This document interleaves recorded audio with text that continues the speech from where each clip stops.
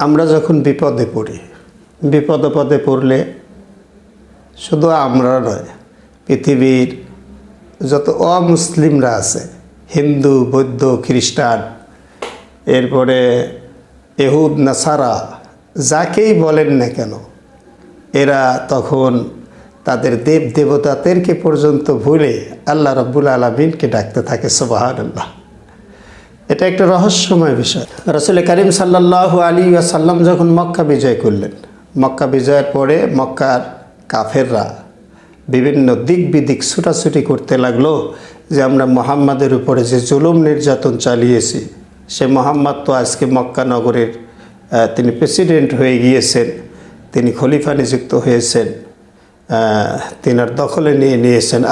আজকে আমাদের নিস্তার নেই, আজকে আমাদের যাকে যেখানে পাবে সেখানেই হত্যা করা হবে, এমন একটা মনোভাব তাদের মধ্যে ছিল। যদিও রাসূলুল্লাহ সেখানে তাদেরকে মাফ করে দিয়েছিলেন সুবহানাল্লাহ। সাল্লাল্লাহু আলাইহি ওয়াসাল্লাম মক্কা বিজয়ের পরে ইকরামা ইবনে আবু জাহাল তিনি তিনার বন্ধুবর সাথে করে নিয়ে প্রথমে জিদ্দায়, তারপরে জিদ্দা থেকে নিয়ে হাবশার ইথিওপিয়ার দিকে তারা সফর করলো নৌকা যোগে। জিদ্দা থেকে নিয়ে নৌকা যোগে সফর শুরু করলো। প্রতিমধ্যে আল্লাহ রাব্বুল আলামিন তুফান দিয়ে দিলেন, ঝড়। যখন নৌকা মাঝখানে চলে গিয়েছে নদীর, দেখা গেল এমন তুমুল ঝড় যে ঝড়ের কারণে মনে হচ্ছিল যেন এখনই নৌকা ডুবে যাবে আর আমরা সকলেই মারা যাব। সেই সময়ে ইকরামা তিনি বলেন, তাদের দেবতাদেরকে ডাকতে থাকেন, লাত বাঁচাও, উজ্জা বাঁচাও, মানাত বাঁচাও। প্রত্যেককে আহ্বান করতে থাকে তাদের দেবতাদের নাম ধরে ধরে, কিন্তু তুফান থামে না। অবশেষে দিশাহারা হয়ে তারা বলতে লাগলো, আল্লাহ তুফান থামিয়ে দাও, আমাদেরকে তুমি হেফাজত করো। যখনই বলছে, আল্লাহ রাব্বুল আলামিন সঙ্গে সঙ্গে তুফান থামিয়ে দিয়েছেন সুবহানাল্লাহ। তো এখন ইকরামা রাদিয়াল্লাহু তাআলা আনহু তিনি বললেন, আমাদের লাতের কোনো ক্ষমতা নাই, মানাতের কোনো ক্ষমতা নাই, উজ্জা, হবল, এদের কোনো ধরনের কোনো পাওয়ার নাই, ক্ষমতা নেই। যদি থাকতো তাহলে আজ আমরা বিপদ মুহূর্তে তাদেরকে যে ডাকলাম তারা অবশ্যই আমাদের ডাকে সাড়া দিত। সুবহানাল্লাহি ওয়া বিহামদি। তো তিনি প্রতিজ্ঞাবদ্ধ হলেন যে আমরা মক্কাতে গিয়া রাসূল করিম সাল্লাল্লাহু আলাইহি ওয়াসাল্লামের হাতে হাত দিয়া কালেমা পড়ে ইসলাম কবুল করে নেব। সুবহানাল্লাহ। সেখান থেকে গিয়া রাসূলুল্লাহর কাছে যখন গেলেন, রাসূলুল্লাহ সাল্লাল্লাহু আলাইহি ওয়াসাল্লামকে বিস্তারিত ঘটনা বলার পর, আপনি আমাকে কালেমা পড়িয়ে দিন, লা ইলাহা ইল্লাল্লাহু মুহাম্মাদুর রাসূলুল্লাহ। কালেমা পড়ে ইসলাম গ্রহণ করলেন। হযরত ইকরামা রাদিয়াল্লাহু তাআলা আনহু শুধু ইসলামই কবুল করেননি, বরং তিনি ইসলাম প্রসারের কাজ করেছেন। বিভিন্ন জিহাদের ময়দানে পর্যন্ত তিনি অংশগ্রহণ করেছেন। সুবহানাল্লাহি ওয়া বিহামদি। তো আল্লাহ রাব্বুল আলামিন এই ঘটনাটিকে সূরা নামল ৬২ নং আয়াতের মধ্যে বলেছেন, আম্মা ইউজিবুল মুযতাররা ইযা দাআ, কে তিনি যিনি আর্তের ডাকে সাড়া দেন, ফায়াকশিফু সুআ, এবং বিপদ আপদ বালা মুসিবত থেকে তিনি রক্ষা করেন, কে সেই সত্তা, ওয়াজআলুকুম খুলাফা আল আরদ, এবং তোমাদেরকে জমিনের প্রতিনিধি কে বানিয়েছেন, আ ইলাহুম মা আল্লাহ, আল্লাহর সঙ্গে অন্য কোনো অংশীদার আছে কি, কলিলাম মা ইয়াতাযাক্কারুন, খুব কম সংখ্যক মানুষ নসিহত কবুল করে থাকে। তো আল্লাহ রাব্বুল আলামিন এরপরে বলেন, বাল ইয়াহু তাদউন, বরং তোমরা আল্লাহকেই ডেকে থাকো।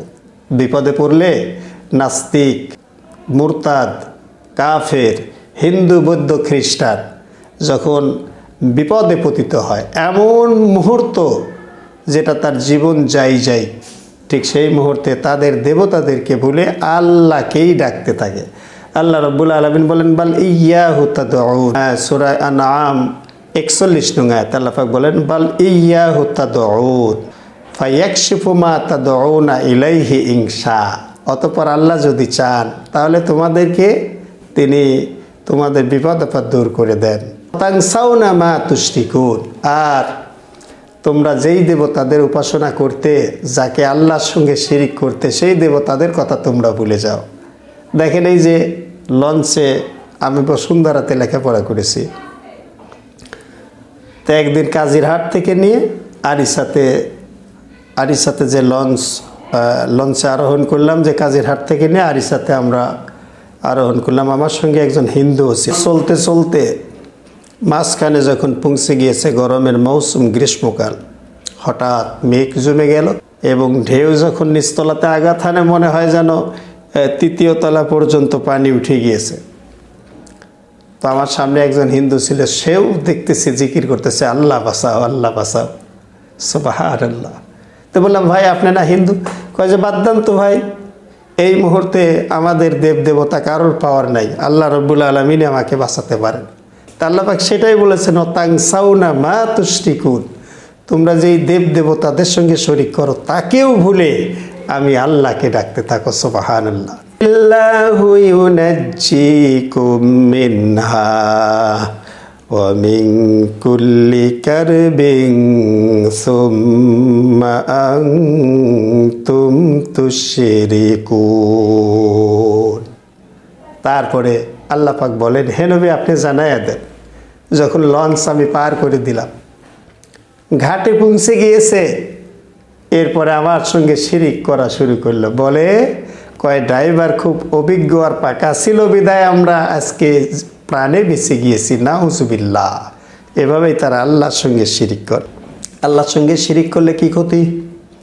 সূরা জুমারের মধ্যে 65 নং আয়াতে আল্লাহ রাব্বুল আলামিন বলেন, وَلَقَدْ أُوحِيَ إِلَيْكَ وَإِلَى الَّذِينَ مِنْ قَبْلِكَ لَئِنْ أَشْرَكْتَ لَيَحْبَطَنَّ عَمَلُكَ وَلَتَكُونَنَّ مِنَ الْخَاسِرِينَ।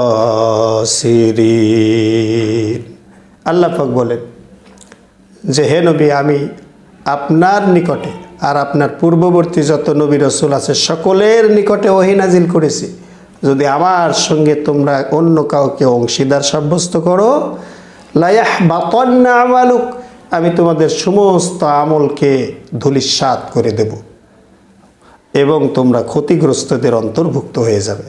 তাহলে এখান থেকে বোঝা যায় আল্লাহ রাব্বুল আলামিনের সঙ্গে আমরা যদি কাউকে অংশীদার সাব্যস্ত করি, অবশ্যই আমাদের সব নেক আমল বরবাদ হয়ে যাবে।